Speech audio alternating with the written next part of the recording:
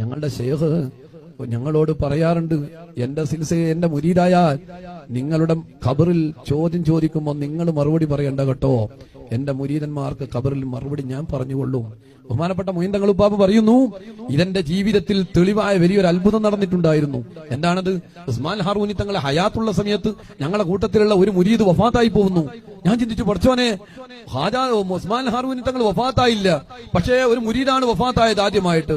ആ മുരീദ് വഫാത്തായി ഖബറിൽ ചെന്നാൽ ചോദ്യം ചോദിക്കുമ്പോൾ ഉത്തരം പറയാൻ ബഹുമാനപ്പെട്ട ശൈഖവറുകൾ വരുമെന്നല്ലേ പറഞ്ഞത്? ശൈഖവറുകൾ വഫാത്തായിട്ടില്ലല്ലോ, പിന്നിതെന്താണ് സംഭവിക്കുക?